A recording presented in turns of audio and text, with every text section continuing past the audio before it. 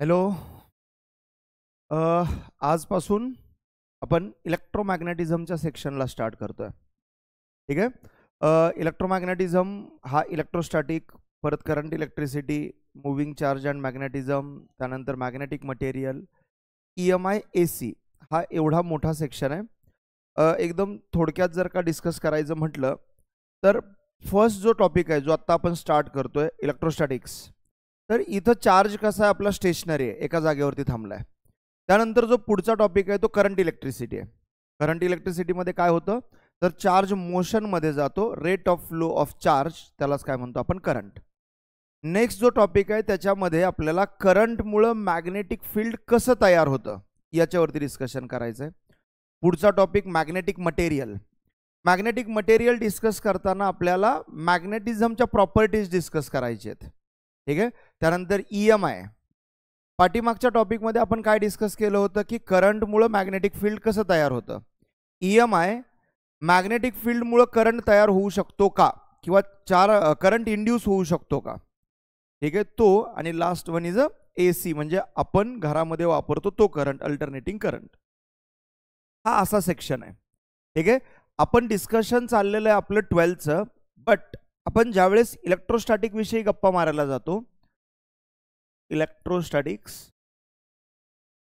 त्यावेळेस इम्पॉर्टंट आहे आपल्याला 11th इलेक्ट्रोस्टॅटिक्स माहिती असणं. ठीक आहे. डिटेलमध्ये नाही बघायचं, पण काही फॉर्म्युले असे आहेत 11th इलेक्ट्रोस्टॅटिक्स मधले, किंवा काही कन्सेप्ट्स असे आहेत 11th इलेक्ट्रोस्टॅटिक्स मधले, स्टेट बोर्डच्या स्पेशली, की जे आपल्याला 12th मध्ये माहिती असणं गरजेचं आहे. अदरवाईज आपण 12th टॉपिकच स्टार्ट नाही करू शकत. ठीक आहे. सो सुरुवातीचा काही पार्ट आजच्या लेक्चरचा, व्हिडिओचा, हा 11th रिव्हिजन म्हणा, 11th कन्सेप्ट्स म्हणा, त्याच्यासाठी असेल. आणि पुढच्या पार्टमध्ये आजच्याच लेक्चरचा हाफ पार्ट हा आपला 12th इलेक्ट्रोस्टॅटिक स्टार्ट झालेला असेल. पण तुम्ही ज्यावेळेस पाहाल हा व्हिडिओ त्यावेळेस 11th पार्ट स्किप करू नका. जर का तुम्हाला येत असेल तर इट्स ओके, पण जर का माहिती नसेल तर तुम्ही 11th पार्ट स्किप करू नका, कारण तो इम्पॉर्टंट आहे. त्याच्याशिवाय आपण पुढे जाऊच शकत नाही, कारण सगळे कन्सेप्ट 11th मध्ये आहेत, त्याचे पुढचे ॲप्लिकेशन्स जे आहेत ते 12th मध्ये आहेत. तो 12th मध्ये आपल्याला ॲप्लिकेशन ऑफ गॉस लॉ बघायचं आहे, पोटेन्शियल एनर्जी बघायची आहे, वर्क बघायचं आहे, खूप जास्त गोष्टी आहेत. आणि पुढचा जो 12th हाफ पार्ट आहे तो कॅपॅसिटर आहे. ठीक आहे. सो स्टार्ट करूयात आपण 11th इलेक्ट्रोस्टॅटिक्सला. सगळ्यात बेसिकली इलेक्ट्रोस्टॅटिक्सचा मीनिंग काय, तर अशा चार्ज विषयी आपण डिस्कस करणार आहोत की जिथं आपला चार्ज कसा असेल, स्टेशनरी. स्टॅटिकचा मीनिंगच काय असेल रे, स्टेशनरी असेल. ठीक आहे. सो इलेक्ट्रोस्टॅटिक विषयी आपण गप्पा मारणार आहोत. आणि सगळ्यात बेसिक आपल्याकडे चार्ज, एकतर दोन टाईपचे चार्ज आहेत, पॉझिटिव्ह, निगेटिव्ह चार्ज. आणि चार्ज पण कसं आहे बघा, सगळ्यात स्मॉल जे युनिट आहे, युनिट म्हणजे सगळ्यात छोटा जो चार्ज आहे आपल्याकडे, पॉझिटिव्ह असू द्यात किंवा निगेटिव्ह असू द्यात. जर का आपण पॉझिटिव्ह चार्ज विषयी गप्पा मारायला लागलो तर सगळ्यात छोटा आहे प्रोटॉन. ठीक आहे. मी E+ सांगतो, आणि त्याच्यावरती जो चार्ज आहे 1.6 × 10⁻⁻19 कुलोम प्लस, आणि इलेक्ट्रॉनवरती जो चार्ज आहे तो -1.6 × 10⁻⁻19 कुलोम. एकदम शॉर्टमध्ये जर का बोलायला गेलो तर कुलोम्ब हे चार्जचं एक मोठं युनिट आहे. कुलोम्ब हे चार्जचं मोठं युनिट आहे. कसं मोठं युनिट आहे सांगतो तुम्हाला मी पटकन. तो 1 इलेक्ट्रॉन वरती जो चार्ज आहे तो थोड्या वेळ मायनस साईनला साईडला ठेवतो, 1.6 × 10⁻⁻19 कुलोम. त्यानंतर जर मला 1 कुलोम डिफाईन करायचं असेल इलेक्ट्रॉनच्या बेसिसवरती, आपल्याला डेफिनेशन वेगळ्या पद्धतीनं दिलेली, बट जर का इलेक्ट्रॉनच्या बेसिसवरती आपल्याला 1 कुलोम डिफाईन करायचा असेल तर 1 coulomb is equal to 1 divided by 1.6 × 10⁻⁻19 electron. फक्त हे जी व्हॅल्यू आहे ती मी लेफ्ट साईडला घेऊन आलो. तो 1 कुलोम इज इक्वल टू 10 × 10⁻18. हा -19 वरती गेला, +19. +19 ला मी स्प्लिट केला, 10⁻1 10⁻18 डिवाइड बाय 1.6. आणि याची जर का व्हॅल्यू चेक केली, 1 कुलोम म्हणजेच 6.25 × 10⁻18 इलेक्ट्रॉन. एवढे इलेक्ट्रॉन गोळा केल्यानंतर जो चार्ज येईल तो 1 कुलोम चार्ज असेल. हा इथं करेक्ट आहे, हा मायनस आहे. पण 1 कुलोम चार्जसाठी मला एवढे इलेक्ट्रॉन गोळा करावे लागत आहेत, म्हणजे 6.25 × 10⁻18. याचा डेसिमल 18 डिजिट राईटला शिफ्ट होईल. एवढे सारे इलेक्ट्रॉन गोळा केल्यानंतर जो चार्ज मिळतो त्याला आपण म्हणतो 1 कुलॉम चार्ज. सेम पॉझिटिव्हसाठी तेच, निगेटिव्हसाठी तेच. आपल्या सिलेबसमध्ये पहिला कन्सेप्ट जो येतो 11च्या तो आहे आपला कुलोम्स लॉ. आता कुलोम्स लॉ काय सांगतो, तर जसा आपला ग्रॅव्हिटेशन आहे, ग्रॅव्हिटेशन सारखाच आपला इलेक्ट्रोस्टॅटिक टॉपिक पुढे जातो. तो ग्रॅव्हिटेशनचे जर का कन्सेप्ट थोडेफार 11च्या क्लिअर असतील तर तुम्हाला मदत होईल त्याची. चला निघूयात आपण पुढं. सो जर का कुलोम्स लॉ डिफाईन करायचा असेल तर आपल्याकडे इथे एक चार्ज दिलाय प्लस क्यू, Q1 म्हणा याला, प्लस मायनस आपण साईडला ठेवू. इथं जो दिलाय तो Q2 आहे आणि या दोघांमधलं जे डिस्टन्स आहे ते कोणतं आहे, R. सो जर का हे दोघं लाईक चार्जेस असतील, म्हणजे हा पण पॉझिटिव्ह आहे, हा पण पॉझिटिव्ह आहे, हा निगेटिव्ह आहे, तो पण निगेटिव्ह आहे, तर दोघांमध्ये येणारा जो फोर्स आहे तो कोणता असेल, रिपल्सिव्ह असेल. आणि जर का अनलाईक चार्जेस असतील, एक पॉझिटिव्ह आणि एक निगेटिव्ह, तर त्या दोघांमध्ये येणारा जो फोर्स आहे तो कसा असेल, आपला अट्रॅक्टिव्ह फोर्स असेल. तो लॉ डिस्कस करतो, स्टेटमेंट लिहित नाहीये, कारण आपण 12चे स्टुडंट आहोत. 11च्या स्टुडंटसाठी वेगळा व्हिडिओ असेल, त्यामुळे ते त्यांच्यासाठी असेल. आपण कुठे आहे, 12थमध्ये. सो आपल्याला कन्सेप्ट इम्पॉर्टंट आहेत आज डेफिनेशनपेक्षा. ठीक आहे. So electrostatic force of attraction or repulsion, electrostatic force of attraction or repulsion is directly proportional to product of two charges, inversely proportional to square of a distance. ठीक आहे, inversely proportional to square of distance. So proportionality sign काढल्यानंतर जो constant येतो तो 1/4 pi epsilon into Q1 Q2 bye R². बघा हा जो constant आहे हा जसा आपला ग्रॅव्हिटेशनमध्ये कॅपिटल G होता, युनिव्हर्सल ग्रॅव्हिटेशनल कॉन्स्टंट, तसा हा कॉन्स्टंट नाही आहे. हा कॉन्स्टंट मीडियमवरती डिपेंड आहे. एप्सिलॉनलाच काय म्हणतो आपण, परमिटिव्हिटी ऑफ अ मीडियम. म्हणजे जर का आपण मीडियम चेंज केलं तर एप्सिलॉनची व्हॅल्यू चेंज होणार आहे. म्हणजे हा परमनंट कॉन्स्टंट नाही आहे, डिपेंड कोणावरती आहे, मीडियमवरती. हां, जर का मीडियम एअर किंवा व्हॅक्यूम असेल तर, इफ गिवन मीडियम कोणता असेल, एअर किंवा व्हॅक्यूम असेल, तर तुम्हाला काय मिळेल बघा, epsilon is equal to epsilon naught, epsilon suffix 0, epsilon naught. त्याला म्हणतो आपण permittivity of vacuum or permittivity of air. आणि याची व्हॅल्यू किती आहे, 8.85 into 10⁻⁻12 coulomb square per newton metre square. ठीक आहे, कुणाची व्हॅल्यू आली याची, कधी जर का मीडियम आपलं एअर किंवा व्हॅक्यूम असेल तर. ही जर का व्हॅल्यू ह्या कॉन्स्टंटच्या ठिकाणी पुट केली आपण तर काय येईल बघा, आपल्याकडे 1/4 pi epsilon naught is equal to, ही जर का व्हॅल्यू इथं पुट केली, 4 कॉन्स्टंट आहे, पाय कॉन्स्टंट आहे आणि एप्सिलॉनची व्हॅल्यू पण आता कॉन्स्टंट झाली, तो ही व्हॅल्यू काय मिळते आपल्याला, 9 इंटू 10⁹ न्यूटन मीटर स्क्वेअर पर कुलोम स्क्वेअर. ठीक आहे, याच्यावरून तुम्हाला युनिट काढणं सोपं होऊन जाईल. कधी जर का मीडियम कोणता असेल, एअर किंवा व्हॅक्यूम. पुढे जाऊयात आपण. आपल्याला एक कॉन्स्टंट डिफाईन केलाय सिलेबसमध्ये, त्याला एकतर म्हणतात डाय इलेक्ट्रिक कॉन्स्टंट किंवा relative permittivity. Dielectric constant आणि रिलेटिव्ह परमिटिव्हिटी दोघं पण कसे आहेत, सेम आहेत. ठीक आहे. सो डाय इलेक्ट्रिक कॉन्स्टंट ज्यावेळेस नाव येईल तुमच्या समोर, डाय इलेक्ट्रिक कॉन्स्टंट, त्यावेळेस त्याला मोस्ट ऑफ द केसमध्ये आपण के न रिप्रेझेंट करणार, किंवा याला अजून एक नाव आहे रिलेटिव्ह परमिटिव्हिटी. Relative permittivity. आणि जर का आपण रिलेटिव्ह परमिटिव्हिटी वापरला तर एप्सिलॉन सफिक्स आर. दोघांचा मीनिंग सेम आहे, रिलेटिव्ह परमिटिव्हिटी किंवा dielectric constant. So relative permittivity, dielectric constant याचा फॉर्म्युला काय, K is equal to permittivity of given medium divided by permittivity of vacuum.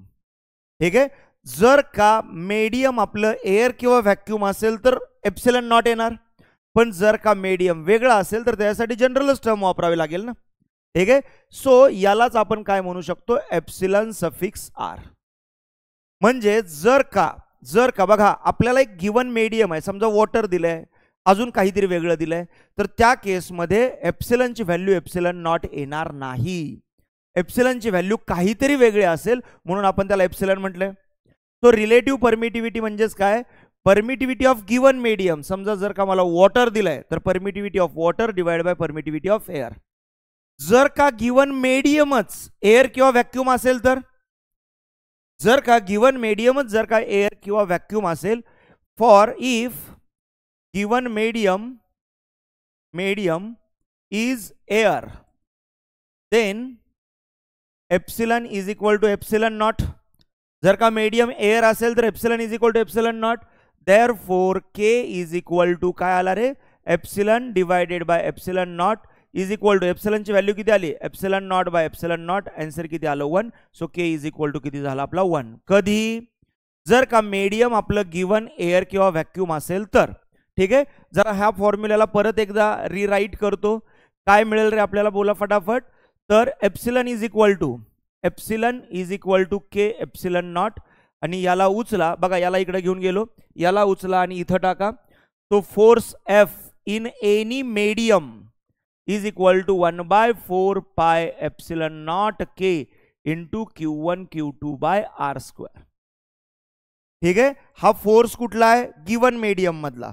And जर का याच्यावरून हा formula लिहायचं म्हटलं, जर का मीडियम एअर किंवा व्हॅक्यूम असेल तर force in air or vacuum is equal to 1/4 pi epsilon naught into Q1 Q2 by R square. जर का आपल्याला गिवन मीडियम मेन्शन केलेलं नसेल, जर का गिवन मीडियम मेन्शन केलेलं नसेल तर आपल्याला मीडियम कोणतं कन्सिडर करायचं, एअर किंवा व्हॅक्यूम.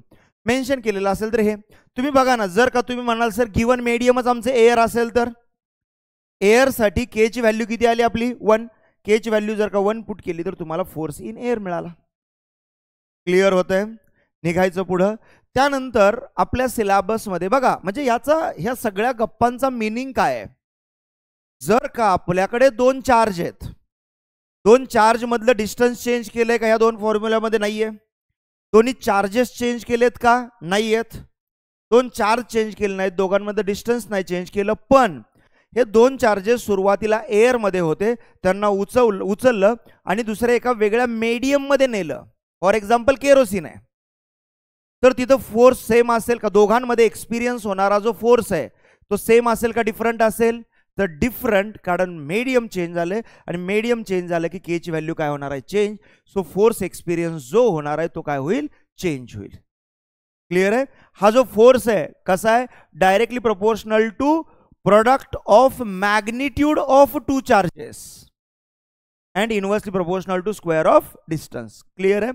त्यानंतर आपण जर का पुढे गेलो तर पुढे गेल्यानंतर बघा आपल्याला काय मिळेल, आपल्याला इलेक्ट्रिक फील्डचा कन्सेप्ट आहे. आपण कन्सेप्ट स्टडी करतोय, 11चा पूर्ण सिलेबस नाही, जेवढे मला 12th साठी CET साठी इम्पॉर्टंट आहे ते सगळे कन्सेप्ट.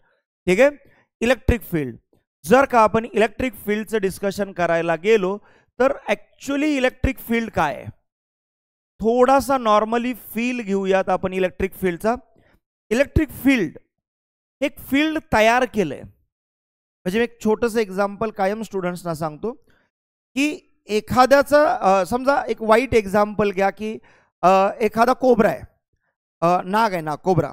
ठीक आहे. आणि तो तुम्ही एकटे जाताना कुठं तरी एक शेतामधून जातायत, कुठून साईडून जातायत आणि तुम्हाला तुमच्यापासून काही अंतरावरती दिसला, तुम्हाला भीती वाटेल का, तर त्याचा आन्सर आहे यस. का, तर आपण त्याच्या फील्डमध्ये गेलोय. तो फील्ड हे त्याच्यामुळे तयार झालंय, मी त्याच्या फील्डमध्ये गेलोय.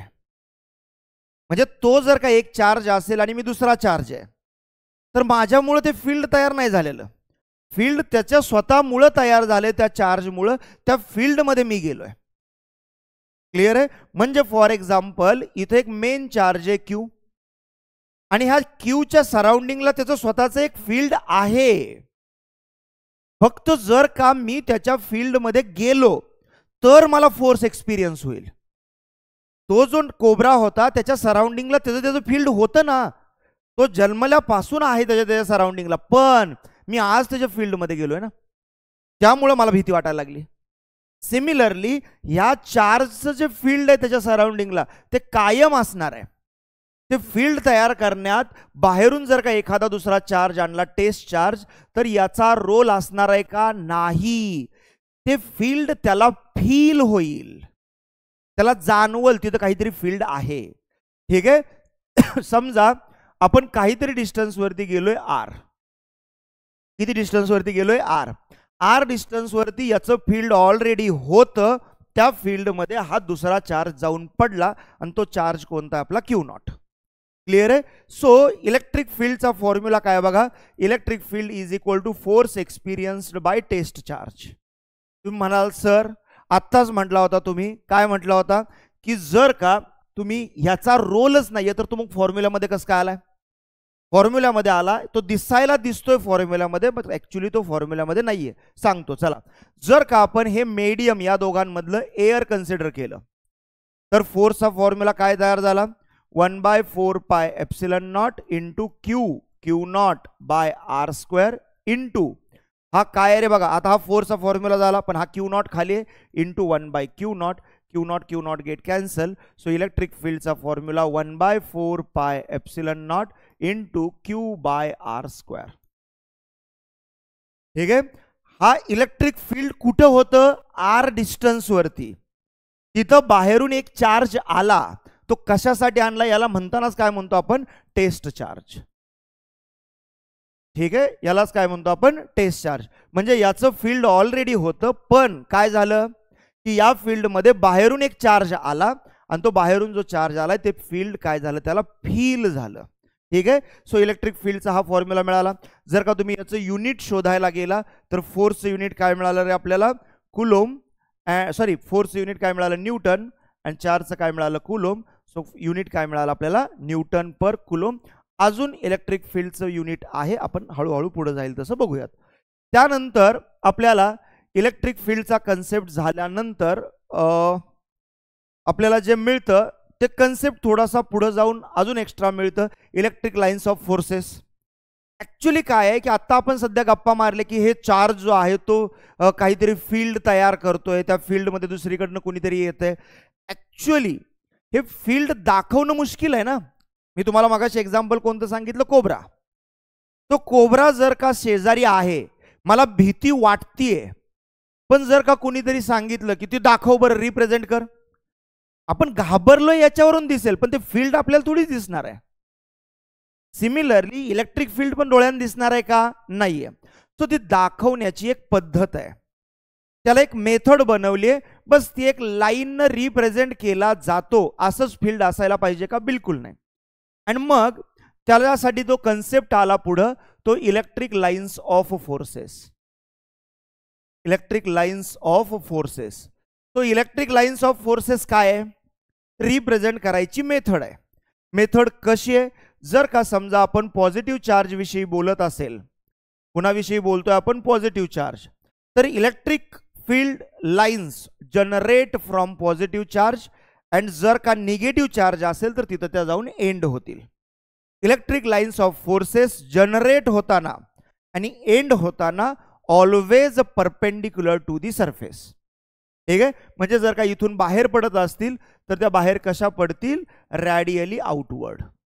बाहेर कशा पडतील? Radially outward. कुणासाठी? पॉझिटिव्ह चार्जसाठी. जर का आपण ह्याच गप्पा निगेटिव्ह चार्जसाठी मारायला लागलो तर निगेटिव्ह चार्जसाठी काय मिळेल आपल्याला बघा? निगेटिव्ह चार्जसाठी काय मिळेल? तर इलेक्ट्रिक लाईन्स ऑफ फोर्सेस कशा असतील? Radially inward. पण जर का दोन्ही चार्ज सोबत आले तर negative चार्जसाठी radially inward, positive चार्जसाठी radially outward. पण जर का दोन्ही चार्ज सोबत आले तर काय होईल? समजा इथे एक पॉझिटिव्ह चार्ज आहे, इथे एक निगेटिव्ह चार्ज आहे. Electric lines of forces generate from positive end on negative. Generate होताना आणि एंड होताना सरफेसला कशा असतील? परपेंडिक्युलर असतील. ठीक आहे. Generate and terminate perpendicular to the surface. जिथं इलेक्ट्रिक लाईन्स ऑफ फोर्सेस एकमेकांना खूप जास्त क्लोज असतील, ठीक आहे, समजा इथं जास्त क्लोज आहेत, इथं जास्त क्लोज आहेत, तिथे इलेक्ट्रिक फील्ड काय असेल? Strong. Electric lines of forces never intersect with each other. Electric lines of forces pass through insulator, never pass through conductor. याच्याविषयी पण आपण पुढे जाऊन गप्पा मारणार आहोत. ठीक आहे. कधीही कंडक्टर मधून पास होणार नाहीयेत. क्लिअर होत आहे? सो हा बेसिक इलेक्ट्रिक फील्डचा फॉर्म्युला मिळाला आणि इलेक्ट्रिक फील्ड रिप्रेझेंट कसं केलं जातं आणि त्याचे कन्सेप्ट काय आहेत. जर का फक्त पॉझिटिव्ह चार्ज असेल तर रॅडियली आउटवर्ड, जर का निगेटिव्ह चार्ज असेल तर रॅडियली इनवर्ड, त्यानंतर जर का पॉझिटिव्ह निगेटिव्ह सोबत आले तर काय होईल, generate from positive charge and end on negative charge. ठीक आहे. त्यानंतर जो 12वी साठी इम्पॉर्टंट कन्सेप्ट आहे तो समोर आपल्या लगेच येतोय आणि तो आहे इलेक्ट्रिक फ्लक्स. 12वीच्या टॉपिकची सुरुवातच आपली कशापासून होईल, इलेक्ट्रिक फ्लक्स पासून होईल, फ्लक्सच्या कन्सेप्ट पासून होईल. त्यामुळे इलेक्ट्रिक फ्लक्स हे माहिती असणं, प्रॉपर समजलेलं असणं खूप जास्त गरजेचं आहे, कारण त्याच्याशिवाय हा टॉपिक पुढे जाणार नाहीये. कोणता, 12चा इलेक्ट्रोस्टॅटिक्स. तो इलेक्ट्रिक फ्लक्स, इलेक्ट्रिक फ्लक्स समजून घ्या, फील घ्या. डेफिनेशन वगैरे ते 11th मध्ये लागत होते. आज आपल्याला काय माहिती पाहिजे की फ्लक्स ऍक्च्युली काय आहे, कसं कॅल्क्युलेट केलं जातं. ठीक आहे. जर का माझ्याकडे असं एक रॅन्डम कोणता तरी एक सरफेस आहे आणि याच्यामध्ये मी एक पॉझिटिव्ह चार्ज ठेवलाय, समजा +Q, तर इलेक्ट्रिक लाईन्स ऑफ फोर्सेस कशा असतात, जर का चार्ज पॉझिटिव्ह असेल तर रॅडियली आउटवर्ड, जर का रॅडियली आउटवर्ड असतील तर इथून रॅडियली आउटवर्ड या डायरेक्शनला जाईल, रॅडियली आउटवर्ड या डायरेक्शनला जाईल, रॅडियली आउटवर्ड या डायरेक्शनला पण रॅडियली आउटवर्ड या टाईपमध्ये राहतील. ह्या मिळाल्या आपल्याला इलेक्ट्रिक लाईन्स ऑफ फोर्सेस. ठीक आहे.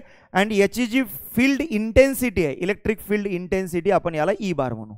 ठीक आहे. इलेक्ट्रिक फील्ड इंटेन्सिटी ई बार प्रत्येक डायरेक्शनला सेम असेल ना, कारण एका चार्ज पासून तयार झाले. हा, डिस्टन्स चेंज झालं की चेंज होईल, कारण का इलेक्ट्रिक फील्डचा फॉर्म्युला काय आपला, Q/r². डिपेंड कुणावरती, अगेन डिस्टन्स वरती पण डिपेंड आहे. ठीक आहे. चला, सो इलेक्ट्रिक फ्लक्स काय आहे, इलेक्ट्रिक फ्लक्स म्हणजेच काय, तर तो एक प्रोडक्ट आहे. कुणाचा प्रोडक्ट आहे, तर electric lines of forces, electric field and area vector, या दोघांचा तो एक प्रोडक्ट आहे. मी परत एकदा सांगतोय, मी डेफिनेशन मध्ये घुसणार नाहीये, मला समजून सांगायचं आहे, कारण 12वीचे 3 ऍप्लिकेशन पहिले याच्यावरतीच आहेत. सो जर का आपण इथला एक छोटासा एरिया कन्सिडर केला, हा वाला एरिया जर का आपण कन्सिडर केला आणि ह्या एरियाला मी म्हणतो ds. आपल्या सिलेबसमध्ये एक कन्सेप्ट आहे आणि तो कन्सेप्ट आहे एरिया वेक्टर. एरिया वेक्टर काय आहे बघा, बघा लक्ष द्या. एरिया वेक्टर काय आहे, एरिया वेक्टर कसा असतो, area vector always perpendicular to the surface. म्हणजेच जर का एखादा सरफेस असेल, समजा हा हात आहे माझा आणि हा जर का सरफेस असेल तर area vector always perpendicular to the surface. पण सरफेसला परपेंडिक्युलर 2 असतात, एक इनवर्ड दुसरा outward. So area vector perpendicular to the surface and always directed outward direction मध्ये. एरिया वेक्टर कधीही इनवर्ड असणार नाही. सो जर का मी इथला एरिया वेक्टर फाइंड आउट करायला गेलो तर बघा, हा एरियाला परपेंडिक्युलर काय झाला, एरिया वेक्टर ds², आणि या दोघांमध्ये अँगल किती आहे, थीटा. ठीक आहे. म्हणजेच एरिया वेक्टर लक्षात ठेवा कायम always perpendicular to the surface. तो area vector perpendicular to the surface. E bar electric field. ठीक आहे. योगायोगानं असं आलंय, जर का मी हेच इथं चेक केला असता, समजा इथं चेक केला असता, तर हा एरिया इथं छोटासा एरिया मिळाला. ही फील्ड कोणती आहे, E bar, and area vector perpendicular to the surface याच डायरेक्शन मध्ये गेला असता, ds². तो असं जरुरी नाहीये की प्रत्येक वेळेस अँगल तयारच व्हायला पाहिजे, जाणून बुजून तयार केलाय, कारण कन्सेप्ट डिटेल मध्ये कळावा म्हणून. क्लिअर आहे. सो जर का तुम्ही इलेक्ट्रिक फ्लक्स हा टोटल एरिया कन्सिडर केलाय का, स्मॉल, तो मिळणार इलेक्ट्रिक फ्लक्स पण कसा असेल, स्मॉल. अँड मग small electric flux d∅ is equal to, small electric flux d∅ is equal to, एकदम सिंपल आहे, प्रोडक्ट आहे. कुणाचा प्रोडक्ट आहे बघा, लक्ष द्या, प्रोडक्ट कुणाचा प्रोडक्ट आहे, area and component of electric field along the area. Electric फील्डचा component along the area घेतला तर तो काय येईल रे, स्केलर मध्ये घ्या. चला काय मिळेल, ई कॉस थीटा, कारण थीटा अँगल आहे. अँड याची कोणती साइड आहे ह्या थीटाची, ऍडजस्टंट साइड. ऍडजस्टंट साइडला कोण येतो, कॉस येतो. ठीक आहे. म्हणजेच काय मिळाला, d∅ is equal to product of area and component of electric field along the area vector. Component of electric field along the area vector, आणि ते काय मिळालं आपल्याला, ई कॉस थीटा. तो याला जर का व्यवस्थित लिहिला D phi is equal to, ज्यावेळेस कॉस येतो त्यावेळेस डॉट प्रोडक्ट येतो. जर का माहिती असेल, आठवत असेल किंवा नसेल तरीही A bar dot B bar is equal to magnitude of A magnitude of B into cos theta. ठीक आहे, हा मिळाला डॉट प्रोडक्ट. आणि क्रॉस प्रोडक्ट काय मिळेल आपल्याला, A bar cross B bar is equal to magnitude of first magnitude of second into sine theta into N cap. कारण का याचं जे फायनल आन्सर आहे ते पण कोणतं येतं, वेक्टर येतं, पण डॉट प्रोडक्टचं फायनल आन्सर काय असतं, स्केलर. म्हणून डॉट प्रोडक्टला काय म्हणतो आपण, स्केलर प्रोडक्ट. याच्यातून एकच गोष्ट घ्यायची आपल्याला की हा जो डी फाय आहे हा डी फाय कोण आहे, स्केलर आहे. कारण का कॉस आला, कॉस म्हणजे डॉट प्रोडक्ट. याला जर का व्यवस्थित लिहिला तर E bar dot D S bar काय मिळाला, E bar dot D S bar. पण काय मिळाला, हा स्मॉल मिळाला का टोटल मिळाला आपल्याला, तर स्मॉल क्वांटिटी मिळाली. मला काय पाहिजे, टोटल. टोटल म्हणजे अशा सगळ्या छोट्या छोट्यांची ॲडिशन. ॲडिशन म्हणजेच इंटिग्रेशन. ॲडिशन म्हणजेच काय आलं, इंटिग्रेशन आलं. सो काय मिळालं आपल्याला, total flux integration D phi is equal to integration E bar dot D S bar. Electric field सगळीकडे सेम आहे. सो आपल्याला काय मिळेल, ह्याचं जर का व्यवस्थित केला तर ई बारला तुम्ही बाहेर काढू शकता किंवा आत्तापर्यंत असंच ठेवा E bar dot D S bar, कारण पुढं मेन कन्सेप्ट आल्यानंतर मी तुम्हाला सांगेल. इंटिग्रेशन म्हणजेच काय, सगळ्या छोट्या छोट्यांची ॲडिशन. क्लिअर आहे, निघायचं पुढं. चला जाऊयात आपण पुढं गेल्यानंतर आपल्याला हे फ्लक्स कॅल्क्युलेशनसाठी गॉस नावाच्या सायंटिस्टनं आपल्याला थोडंसं अजून सिम्प्लिफाय करून सांगितलं. ठीक आहे, तुम्ही प्रत्येक वेळेस जर का एकदम प्रॉपर शेप असेल तर तुम्ही ह्या सगळ्या गोष्टी करू शकता. पण जर का प्रॉपर शेप नसेल तर, कारण इथं जसा प्रॉपर शेप नाहीये, तर तुम्ही याचा एरिया फाइंड आउट नाही करू शकत, कारण हा वेडा वाकडा आहे, अजून वेडा वाकडा असू शकतो. सो गॉसनं काय सांगितलं की एवढी कटकट करूच नका. तुम्ही काय करा, त्याच्याविषयी गॉसनं सांगितलं.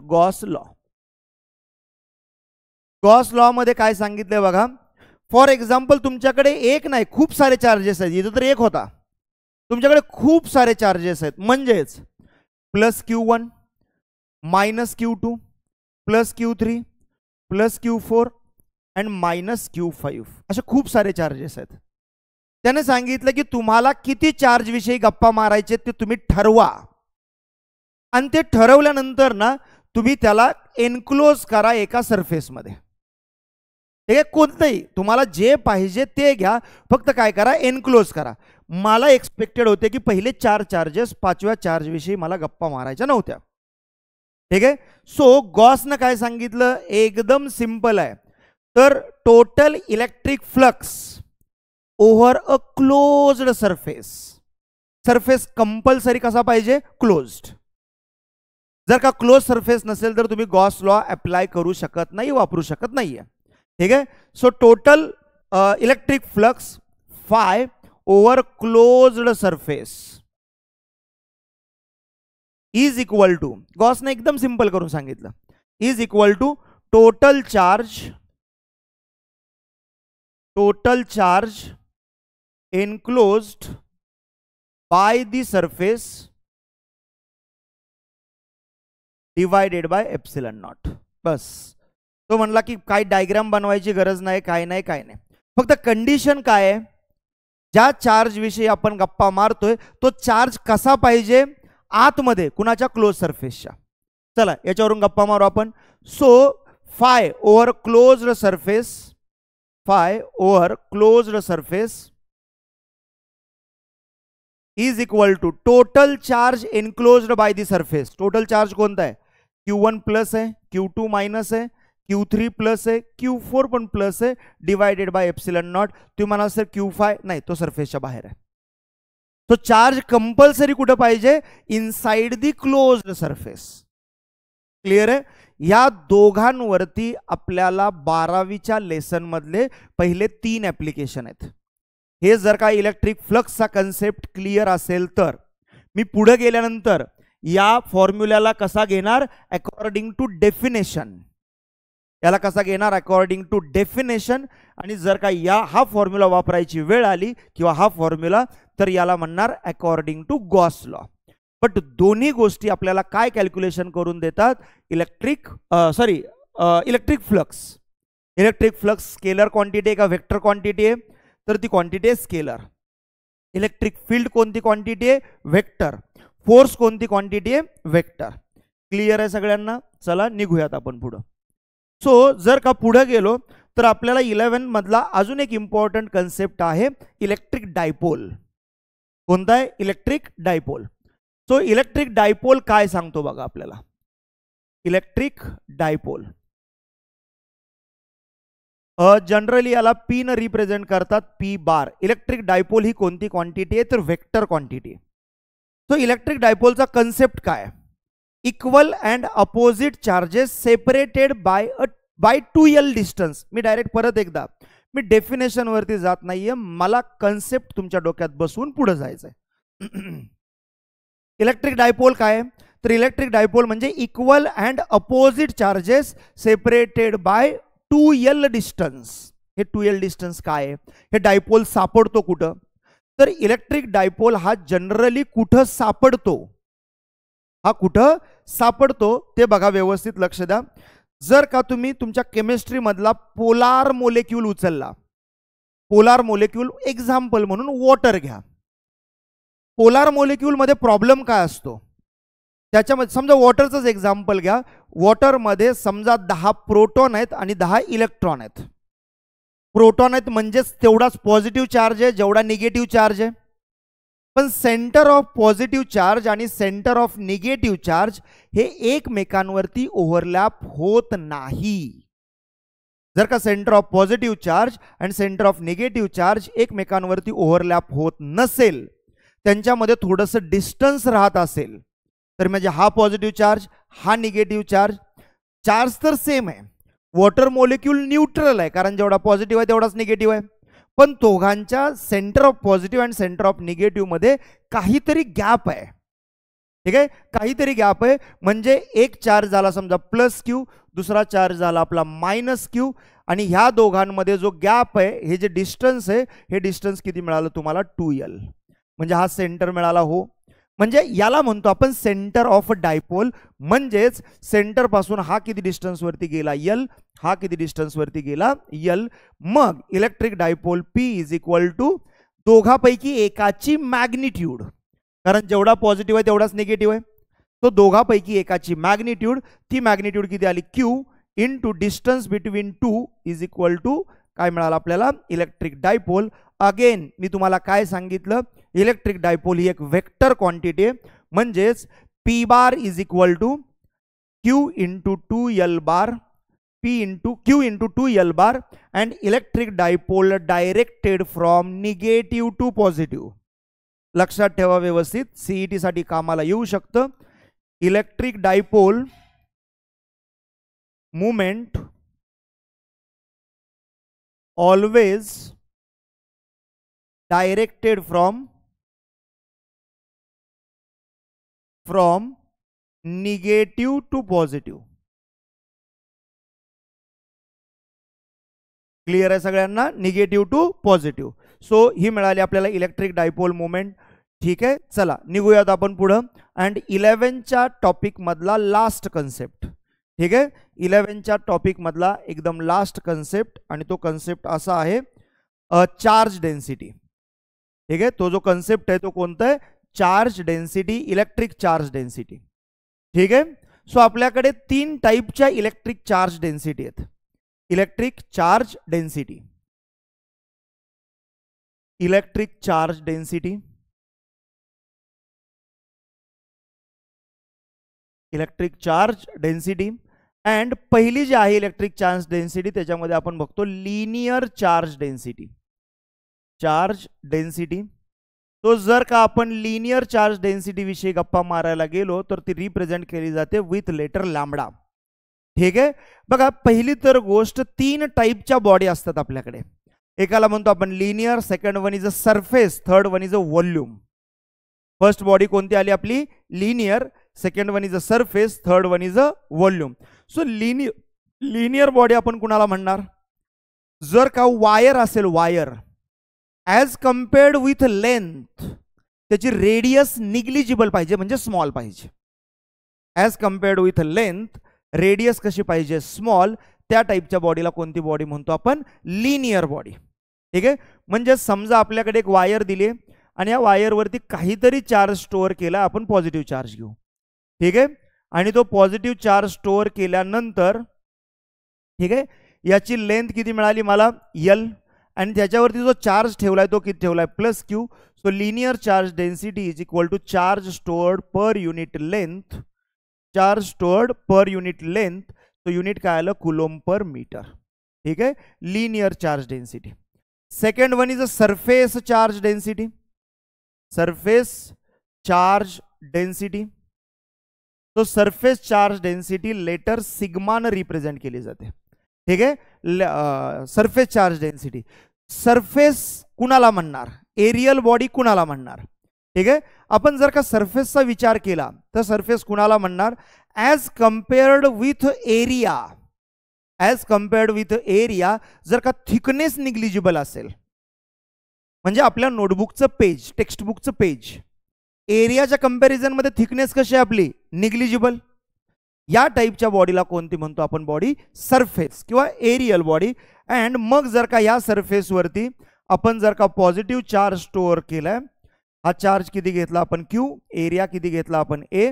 So surface charge density is equal to charge stored per unit area. Unit काय आलं, कुलोम्ब पर मीटर स्क्वेअर. ठीक आहे. And last one is a volume charge density. Length, width, height सगळे कन्सिडर करण्यासारखे आहेत.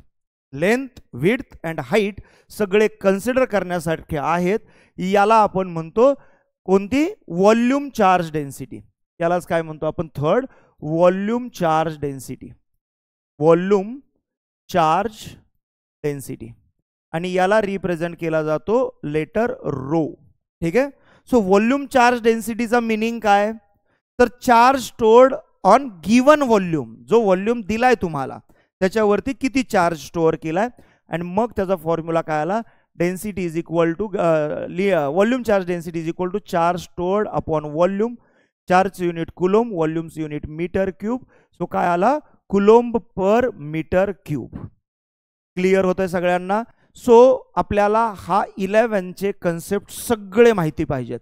फोर्स माहिती पाहिजे, इलेक्ट्रिक फील्ड माहिती पाहिजे, त्यानंतर इलेक्ट्रिक लाईन्स ऑफ फोर्सेस माहिती पाहिजे, कन्सेप्ट ऑफ इलेक्ट्रिक फ्लक्स माहिती पाहिजे, गॉस लॉ माहिती पाहिजे, इलेक्ट्रिक डायपोल मुवमेंट माहिती पाहिजे, and last one is a charge densities. ह्या सगळ्या गोष्टी माहिती असल्यानंतर मग आपण 12thला जाऊ शकतो. कारण जर का आपण 12thचा सिलेबस पाहिला, जर का आपण 12thचा सिलेबस पाहिला तर याची सुरुवातच कुठून होते बघा, तर electric field intensity due to spherical shell. याच्यापेक्षा पण इम्पॉर्टंट काय, ॲप्लिकेशन्स ऑफ गॉस लॉ. आपल्याला काय माहिती आहे, तर पहिला गॉस लॉ माहिती पाहिजे आणि त्यानंतर मग ॲप्लिकेशन्स ऑफ गॉस लॉ. ठीक आहे. त्यानंतर मग आपले ॲप्लिकेशन्स ऑफ गॉस लॉ चालू होतील. ठीक आहे. एकच मिनिट. आपल्याला कशाचं डिस्कशन करायचं आहे, ॲप्लिकेशन्स ऑफ गॉस लॉ. आणि त्याचं आज 1 किंवा 2 ॲप्लिकेशन बघूयात आणि राहिलेले ॲप्लिकेशन मग आपण काय करूयात, ठीक आहे, नेक्स्ट लेक्चरला बघूयात. कारण आज 2 झाले तर नेक्स्ट लेक्चरला 1 बघता येईल. जर का आज 1 झाला तर नेक्स्ट लेक्चरला 2 पाहता येतील आपल्याला. ठीक आहे.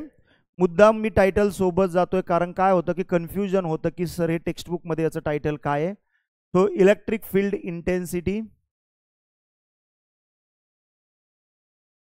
हां ठीक आहे. चला निघूयात आपण पुढं. सो पहिलं जे ॲप्लिकेशन आहे गॉस लॉचं, electric field intensity due to uniform charge spherical shell और हॉलो स्फिअर. ठीक आहे.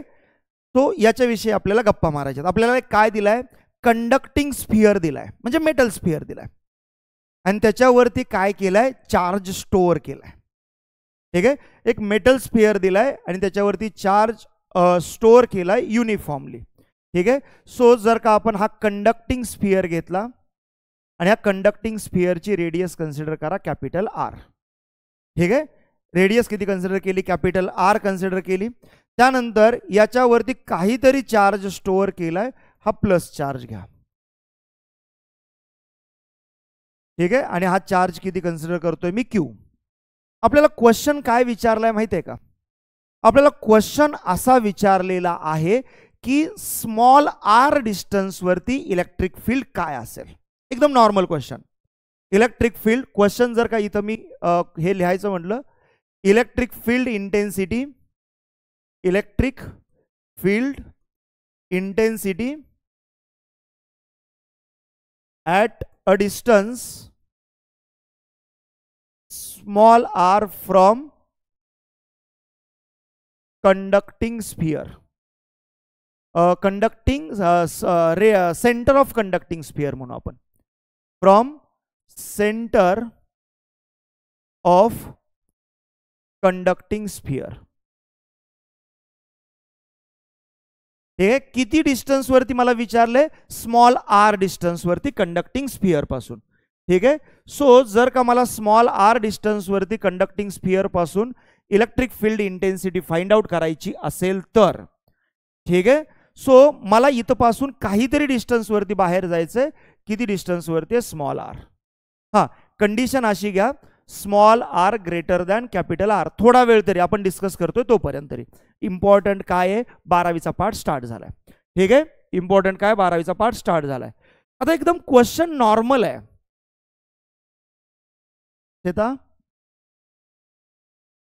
आतमध्ये जाऊन बोल. हा, किती डिस्टन्स वरती आपण, स्मॉल आर डिस्टन्स वरती. सो स्मॉल आर डिस्टन्स म्हणजेच काय, आपल्याला सेंटर पासून हे स्मॉल आर डिस्टन्स आहे. कंडिशन काय दिले, small r greater than capital R. Small r greater than capital R.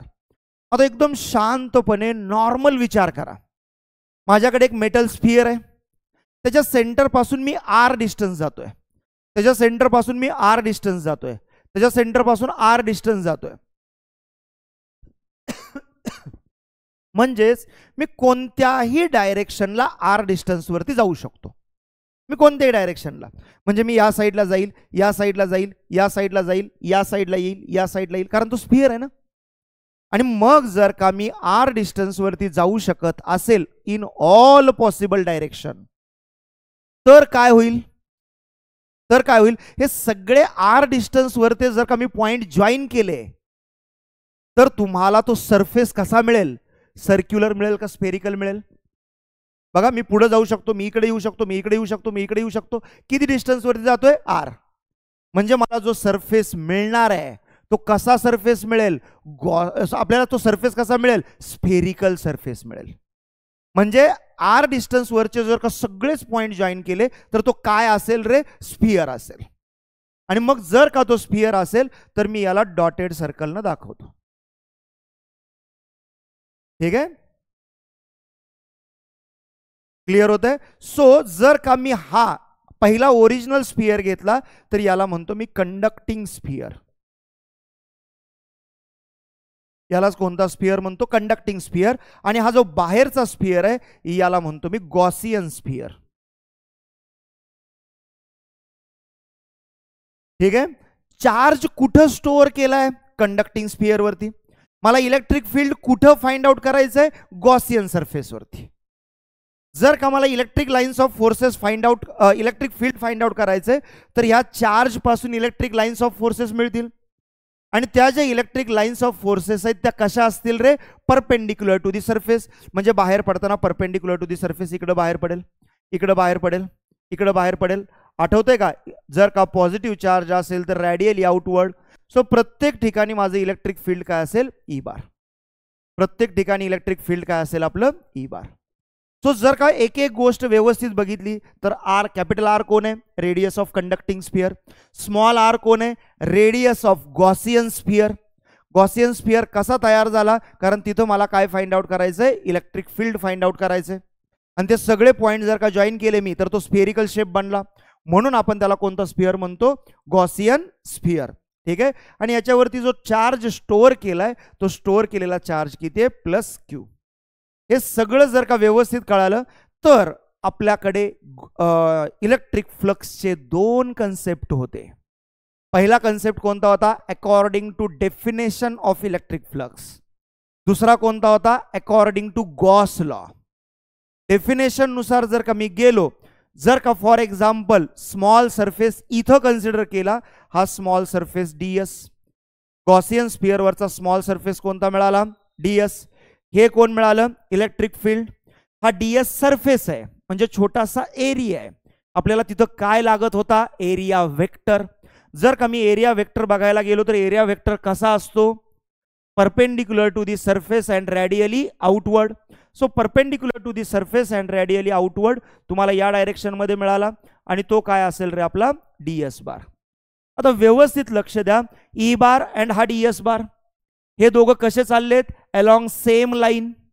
आणि आपला जो डेफिनेशन मध्ये अँगल होता, ठीक आहे. बरं, आपण स्टेप बाय स्टेप जाऊ, चला. सो एक एक टर्म मी रिप्रेझेंट करतो, समोर लिहितो.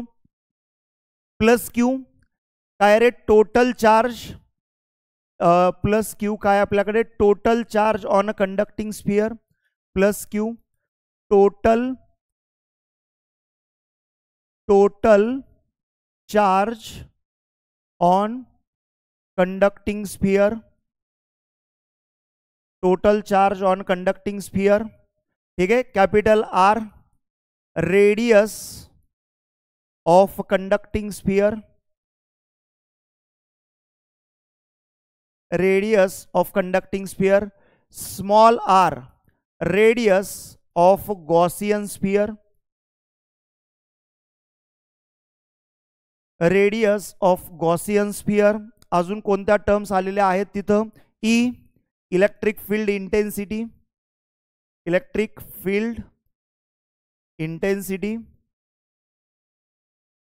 ठीक आहे. त्यानंतर डीएस स्मॉल एरिया. नेक्स्ट स्लाइडला जर का गेलो आपण, theta angle between E bar and D S bar. इथं E bar and D S bar या दोघांमध्ये अँगल किती येतोय रे आपला? 0. So theta is equal to किती आला आपल्याकडे? 0. क्लिअर आहे. ह्या बेसिक गोष्टी आहेत, या माहिती असणं गरजेचं आहे, ठीक आहे. आपण यालाच घेऊन पुढे जाऊयात. एकच minute.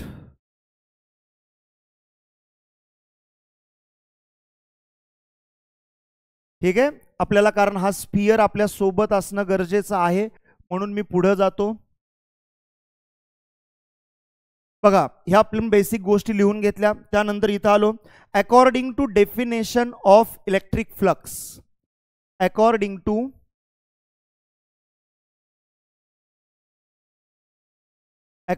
Definition of electric flux. According to definition of flux काय मिळतो रे? Definition of flux phi is equal to E bar dot D S bar आणि याचं इंटिग्रेशन म्हणजे सगळ्या छोट्या छोट्या फ्लक्सची काय मिळाली आपल्याला? Addition.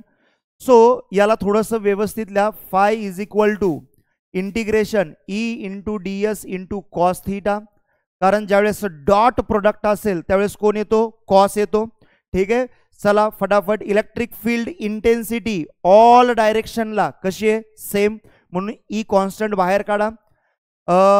Five is equal to E integration ds into cos theta. But theta is equal to 0, cos 0 is equal to किती झाला? 1. So phi is equal to E integration काय मिळाला? डीएस. इंटिग्रेशन डीएस म्हणजे सगळ्या स्मॉल एरियाची ॲडिशन. मगाशी जिथं आपण sample केस घेतली होती तिथं एरिया फिक्स शेपवाला नव्हता, वेगळ्या शेपमध्ये होता. इथं काय, हा जो एरिया आहे जो मी छोट्या पार्टमध्ये डिवाइड केलाय तो कसा आहे? स्फेरिकल शेपमध्ये. आणि जर का स्फिअरचा सरफेस एरिया पाहिजे असेल तर तो आपल्याला माहिती आहे. So but integration ds is equal to 4 pi R square. वरती टाका. So electric flux phi is equal to E into 4 pi R square. Equation number 1, ठीक आहे. फ्लक्सची व्हॅल्यू मिळाली. कशी मिळाली? According to definition. कुणाची डेफिनेशन? Electric flux. पण आपल्याकडे अजून एक मेथड होती इलेक्ट्रिक फ्लक्स फाइंड आउट करायची आणि ती कोणती होती? Gauss law. So Gauss law नुसार जर का मी गेलो, according to Gauss law, according to Gauss law, according to Gauss law काय मिळतं रे, electric flux over closed surface, हा सरफेस तर क्लोज्ड आहे, total charge enclosed, total charge enclosed upon epsilon naught, ठीक आहे. टोटल चार्ज किती आहे रे आतमध्ये, क्यू, ठीक आहे. टोटल चार्ज किती आहे, क्यू. तो काय मिळाला आपल्याला, चला चेक करा, flux phi is equal to q upon epsilon naught, equation number 2, ठीक आहे. दोघांच्या पण लेफ्ट हँड साइडला कोण आहे, इलेक्ट्रिक फ्लक्स आहे, तो राईट हँड साइड पण काय असतील, सेम, ठीक आहे. Compare equation 1 and 2, compare equation 1 and 2. जर का दोन्ही इक्वेशन कंपेअर केले तर बघा काय मिळालं मला, E into 4 pi R square is equal to q by epsilon naught, ठीक आहे. ईला इकडे ठेवा, बाकी सगळे राईट हँड साइडला जाऊ द्यात. इलेक्ट्रिक फील्ड फाइंड आउट करायचं आहे ना आपल्याला, क्वेश्चन तोच आहे, electric field intensity at a distance small r, ठीक आहे. सो जर का आपण ईला इकडे ठेवला तर E is equal to right साइडला बघा 1/4 pi epsilon naught into Q by R square. Check करा सगळे राईट साइडला गेले का, 4 पाय आर स्क्वेअर पाठवायचा होता, 4 पाय आर स्क्वेअर गेला, एप्सिलॉन नॉट ऑलरेडी खाली होता, ठीक आहे. So electric field intensity due to spherical charge किंवा charge stored on conducting sphere किती मिळाली तुम्हाला, ही मिळून गेली. चला पुढे जाऊयात. जर का आपली value if small r is equal to capital R, म्हणजे कुठं गेलो आपण, हा स्मॉल आर ओढत ओढत आणला आणि सरफेस वरती घेऊन आलो. Small r is equal to जर का कॅपिटल आर झाला तर काय मिळेल रे बोला आपल्याला, तर इथं व्हॅल्यू मिळेल E is equal to 1/4 pi epsilon naught into Q by R square. जर का असं झालं, अजून एक पाऊल पुढे जाऊन, अजून एक स्टेप पुढे जाऊन, if small r less than capital R, म्हणजे स्मॉल आर ची व्हॅल्यू ह्या स्फिअरच्या आतमध्ये गेली तर इलेक्ट्रिक फील्डची व्हॅल्यू किती होईल, ई इज इक्वल टू किती होईल, 0. कारण का आपण मगाशीच डिस्कस केलं होतं सुरुवातीला, electric lines of forces never pass through conductor, त्यामुळे electric field intensity inside the conducting material किती असेल, डायरेक्टली 0. क्लिअर आहे. अजून थोडेसे एक वेगळ्या फॉर्म मध्ये आपण जर का घेऊन गेलो याला तर काय मिळेल बघा, तर काय मिळेल बघा, जर का आपण सरफेस चार्ज डेन्सिटीला इंट्रोड्यूस करायला गेलो, electric field intensity in terms of surface charge density, electric field intensity in terms of surface charge density, surface charge density कोणत्या लेटरने दाखवतो आपण, सिग्मा. ऍक्च्युली पहिला तर आपल्याला सिग्माचा प्रॉपर मीनिंग माहिती पाहिजे. Sigma is equal to charge stored per unit area किंवा charge stored on given area. आता मला सांगा की चार्ज कोणत्या स्फिअर वरती स्टोअर झालाय, कंडक्टिंग स्फिअर आहे का गॉसियन स्फिअर आहे, तर तो कंडक्टिंग स्फिअर आहे.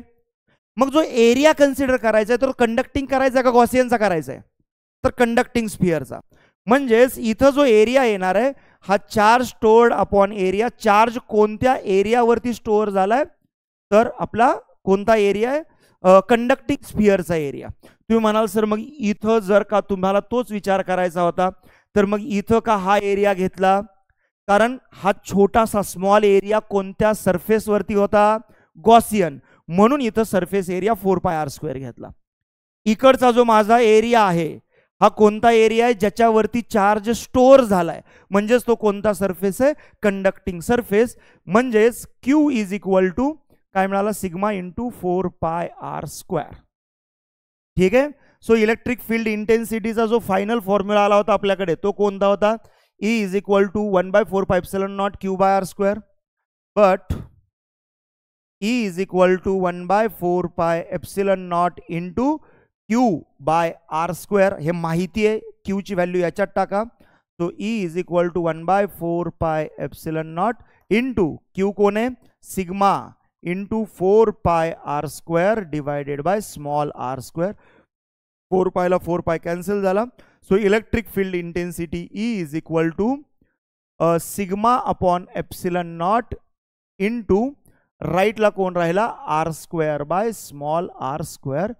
हा फॉर्म्युला मिळाला in terms of surface charge density. Clear आहे, एकदम मस्त टॉपिक आहे, छान टॉपिक आहे, एन्जॉय करा. ठीक आहे, आज आपण फक्त पहिलं ॲप्लिकेशन घेतलंय. हे लेक्चर पकडून आपण टोटल 6 लेक्चरमध्ये हा टॉपिक कंप्लीट करू. एखादं लेक्चर एक्स्ट्रा लागलं तर ते न्यूमेरिकलमुळे लागेल. बऱ्यापैकी टेक्स्टबुकमधले पण न्यूमेरिकल आपण क्लिअर करूयात त्या कन्सेप्टच्या सोबत, जेणेकरून आपण त्या गोष्टी एन्जॉय करूयात. ठीक आहे, सो लेक्चर इथून पुढे आपले 6 लेक्चर होतील अजून, म्हणजे अजून 5 ते 6 लेक्चरमध्ये हा टॉपिक पूर्ण कंप्लीट होईल. ठीक आहे, चलो, थँक्यू, ऑल दी बेस्ट.